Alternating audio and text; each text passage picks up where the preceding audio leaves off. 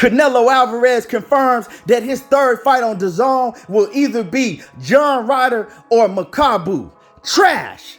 Before we get into this next video, make sure that y'all hit my like button, subscribe to the channel if you haven't already subbed to the channel, and let's get into it. So the news is now out on the third fight that Canelo Alvarez will have on Dazn. I'm going to give y'all the news on where it's going to be at and who he's going to fight. Now, first, we know that he has to get past Dmitry Bivol, moving up to 175 pounds for the second time in his career, and he has to then get past Triple G. Both of those fights, they feel like those are fights that Canelo Alvarez pretty much already has in the bag. Now, Eddie Hearn just announced that he will have a third fight, and they're trying to have this third fight in Guadalajara, Mexico. And the two opponents that are on the table that he will be fighting, it will either be Makabu moving up to cruiserweight, which is trash, or it will be John Ryder. Now, let's talk about this for a minute. Now, Canelo Alvarez, right? I've defended him on several occasions. I even agreed with Canelo Alvarez when he came out and said that, hey, all these other dudes putting their career on hold, running behind me, waiting on me, calling me out when they haven't fought nobody in their whole career. Let them fight each other and then I'll fight the winner. I didn't have no problem with that. I agree with it. But the way that Canelo Alvarez is moving, it's making everybody that's been talking trash about Canelo Alvarez, is making everything come to the light. Because this third fight is some trash, whether it's Makabu or John Ryder, and I'm going to explain to you exactly why. Now, Canelo Alvarez, right? He's fighting Triple G for a third time. First of all, like I've said, Triple G fight, that is a trash fight. Nobody was calling for a third Triple G fight. This is something that Canelo Alvarez, Eddie Reynoso, and the Dazn Network came up with on their own. I haven't heard no fans calling for a third Triple G fight. Now, all of a sudden, of course, you know, all the Canelo diehard fanatics, now they're going to pretend like, oh, we wanted this fight. We wanted this Triple G fight, which is a lie. And to be honest with you, nobody was calling for a Bivol fight. Now I understand Bivol is he's a real champion at 175 pounds. So I'm not excited about the fight, but I don't have a problem with the Bivol fight. Like I said, it's a legit fight for Canelo Alvarez at 175. But nobody was calling for Bivol. Most of the Canelo Alvarez fanatics, they ain't never even seen Bivol fight. So let's just keep it real with that. Now, you get a lot of people saying, hey, after tough fight with Caleb Plant, after a tough fight with Bivol, if he gets past Bivol, well, Canelo, he deserves an easy fight. That's what they're saying. He deserves an easy fight in Triple G because we all know that Triple G is old and he's way past his prime. Okay, cool. If you think that he deserves an easy fight with Triple G, somebody that they look at is a sure win because he's already beaten Triple G and Triple G is a shell of himself now, cool. Everybody takes easy fights here and there. Most of all fighters do it. You know what I'm saying? You rarely have a fighter that's fighting killer after killer after killer after killer. Errol Spencer's doing it, but it ain't too many fighters in boxing today that's doing that. So, okay, cool. You know what I'm saying? Cool. If you want to let him slide with that Triple G stuff, y'all can let him slide. But after that, we looking for him to take on, another tough task because he says that he is fighting for legacy and he's fighting to be great. And now they come up with a John Ryder or a Makabu. Now let's break John Ryder down, right? They said, well, John Ryder is probably going to be his mandatory at 168 pounds. So he'll fight John Ryder. Well, when you was at 160 and Jamal Charlo was your mandatory, you didn't care about him being your mandatory. You never fought him. And then back when Demetrius Andrade, he had a belt, right? You never worried about fighting him. You didn't want to fight him. And matter of fact, speaking of Demetrius Andrade, you said the reason that you would never fight Demetrius Andrade is because he is a horrible fighter. Well, it's crazy that horrible fighter is actually a fighter on John Ryder's resume that John Ryder lost to.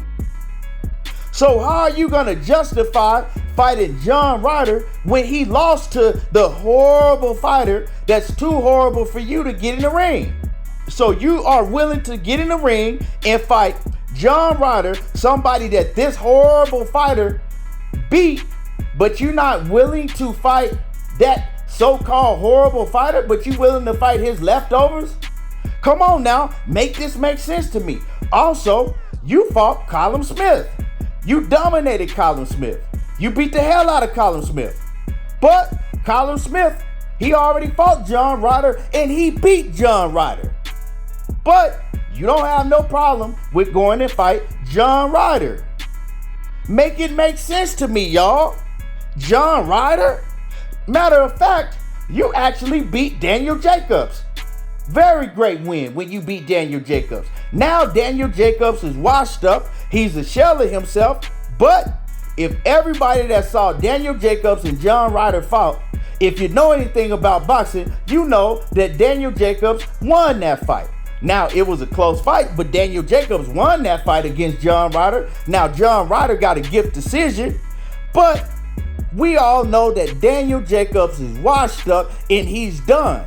But he was still good enough to do what he did against John Ryder. So it makes no sense.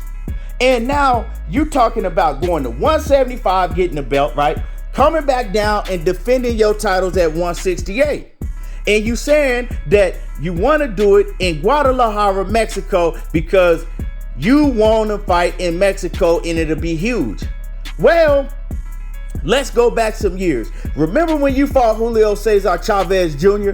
Then after that fight, everybody was saying, well, since he looks like that he's going to campaign at 168 pounds soon, why don't we set up a match between Zorro Ramirez and Canelo Alvarez? And everybody start pressing the fight between yourself and Zorro Ramirez in Mexico because everybody knew it would be huge, 100,000 plus fans, and that would be a big fight for Mexico. But what did Canelo Alvarez do? He came out and immediately said, nope, I'll never fight another Mexican in my career. Wait, hold on. Now that they're saying that they want to see you against Zorro Ramirez, you'll never fight another Mexican fighter in your career? Let's fast forward some years. Now, right, years later, you go back on your word and say, yeah, I'll fight another Mexican, but just as long as it's a big fight. So you're willing to fight another Mexican now, right? Well, you are moving up to 175. If you beat Bivol, you got another Mexican at 175 pounds that you can make a huge fight with in Mexico, right? And it's that same man that they was putting you against years ago. Yeah, Zorro Ramirez. What bigger opponent, what bigger fight in Mexico than Zorro Ramirez at 175 pounds? What's wrong with you doing that?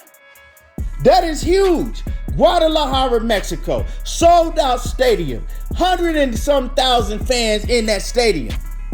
But no, you don't want to do that, and you know why? Because you are picking and choosing and moving very strategically.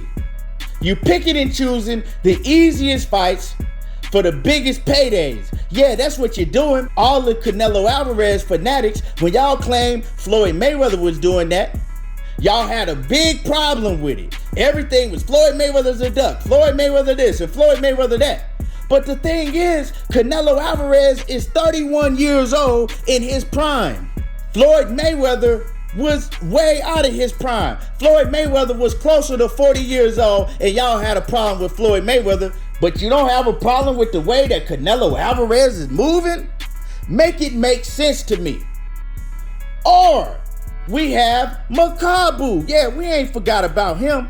Makabu is trash. He's a trash fighter. And don't talk to me about, oh, he's a cruiserweight, he's dangerous. The man is trash. If you ever seen him fight, he can't fight a lick. But y'all don't have no problem with it. Y'all never heard of a Macabre or a Boo before Canelo Alvarez. But now, all of a sudden, Makabu is just a great fight for Canelo Alvarez if you ask the Canelo Alvarez fanatics. It's a trash fight and y'all all know it. Stop the cap. Y'all know it. Makabu, all he wants to do is get a payday, right? And go in there and lay down for Canelo Alvarez. And make it look good for Canelo Alvarez because they can say, oh, he moved up and he beat a cruiserweight. Come on now, miss me with it. Like I said, I've taken up for Canelo Alvarez on several different occasions, but if you're a boxing fan, you gotta call out bullshit when it's bullshit. And this is some bullshit. Makabu or John Ryder? And then before that, you're fighting the Triple G? That's 2 easy fights in a row. That's 2 easy fights in a row. And you turned down $100+ million to fight Jamal Charlo and David Benavidez. Now we see why. Because if you can make a lot of money fighting these easy, give them opponents, and when I say give them, right, give him a win, you could already chalk it down as a win, right? This is easy work. This is bullshit, and he talked about wanting to fight the best. He talked about legacy. Well, these ain't legacy fights, and these fighters sure enough ain't the best. They damn sure ain't the best. Miss me with all of that bullshit. At the end of the day, you either gonna be a boxing fan and you gonna call out bullshit when you see it, or you gonna be a dick riding fanboy. Anyway, that's my video. Get mad if you want to. Drop a comment in the comment section. Hit my like button. Subscribe to the channel. And y'all already know how I do. There you go, talking that boxing again. And I'm gone.